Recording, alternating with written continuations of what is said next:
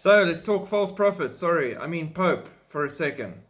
Pope Francis describes Israel's war on Hamas as genocidal terrorism, apparently. Wednesday, the Pope met with families of hostages taken by Hamas.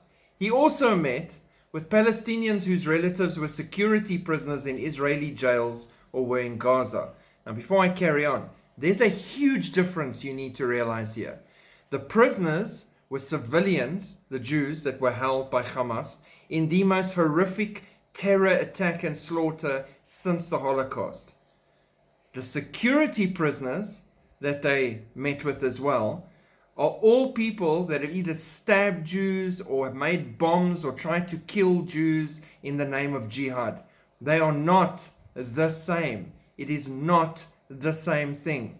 These families are celebrating them for the wrong reasons. No media representatives were present at the meetings, but members of the Palestinian delegation told the media that the Pope described Israel's actions as genocide.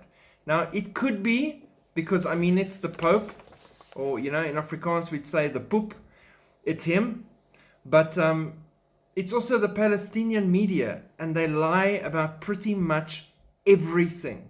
I think at this stage of the game, if you don't realize this, you're not really paying attention.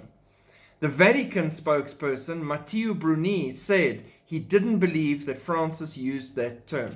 So it could be control of the fallout from this comment, or it could be that he's on point and he didn't say this.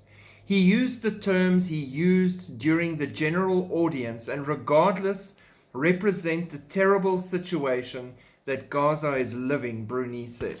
The problem with Pope's further comments is he says that this whole thing has evolved from war into terror, implying it's terror on both sides. The Jews are using the same terror against these Hamas terrorists that they used on the Jews.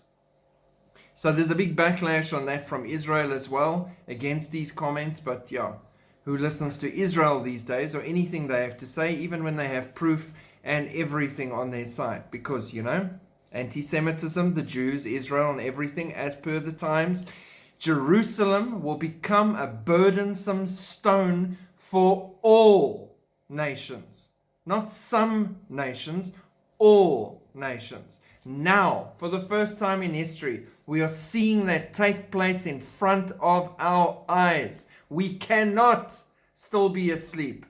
We cannot have the luxury of siding with evil against good.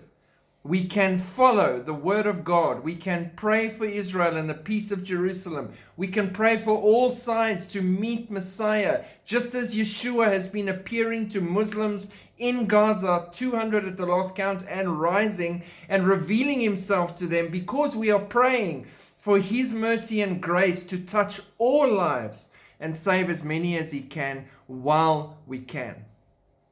Keep shining the light. Keep showing that God is on the throne. And most importantly, keep looking up. Shalom.